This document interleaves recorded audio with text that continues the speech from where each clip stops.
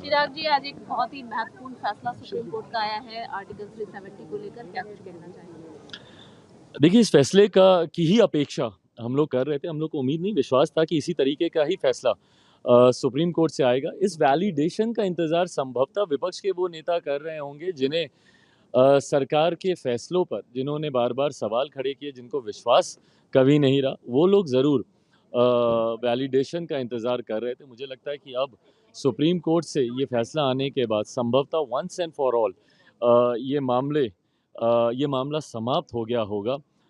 ये विश्वास हम लोग को तब भी था जब सदन में इस प्रस्ताव को लेकर आया गया था। उस वक्त भी बहस में हिस्सा लेते हुए लोक जनशक्ति पार्टी की तरफ से मैंने ही अपनी पार्टी के मत को सरकार के समर्थन में मैंने रखने का काम किया था, और उस दिन भी मैंने इस बात को कहा था कि मेरा विश्वास है पूर्णतः नरेंद्र मोदी जी की सरकार में कि ये जो फैसला लिया जा रहा है, ये लंबे समय से इस फैसले की मांग, धारा 370 को हटाने की मांग लंबे समय से चल रही थी, और इस सरकार को पूरा कर कर एक बड़ी आबादी को संतोष पहुंचाने का काम हमारी केंद्र की सरकार ने किया। और मुझे लगता है आज उसी बात को वैलिडेट सुप्रीम कोर्ट के द्वारा वो वैलिडेशन मिला है। जहां तक रही बात चुनाव कराने की, सरकार पहले से ही कमिटेड है इस बात को लेकर कि जल्द ही वहां पर चुनाव भी कराए जाएंगे। एक अन्य सवाल धीरज साहू को लेकर अधीर रंजन चौधरी, अन्य नेताओं ने भी साफ तौर पर कह दिया कि हमारा ये जो इससे कोई लेना देना नहीं, इतने जो रुपए मिल रहे हैं और ये सारे।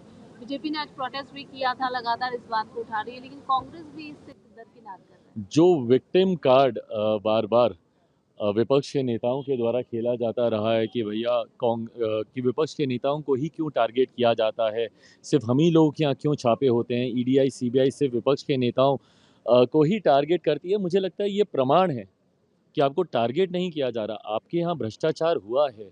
मुझे नहीं याद, अपने जीवन काल में लगभग 4 दशक तो मैंने भी जी चुका हूँ। मुझे नहीं याद कि आज़ादी के बाद से लेकर अभी तक, I might be wrong, but मुझे नहीं याद कि किसी और सांसद के यहाँ छापेमारी में इतनी बड़ी नकदी बरामद हुई होगी, इतनी बड़ी संख्या में कैश किसी और सांसद के यहाँ से मिला हो। तो ये दर्शाता है कि भैया भ्रष्टाचार जो पिछले 70 सालों में कांग्रेस और उनके सहयोगियों के द्वारा किया गया है, ये उनके सबूत भी सामने आ रहे हैं। ऐसे में संभवतः कांग्रेस शायद मजबूती से साथ में खड़ी नहीं हो, बट फेस सेविंग के लिए कांग्रेस के पास अब कुछ बचा भी नहीं है।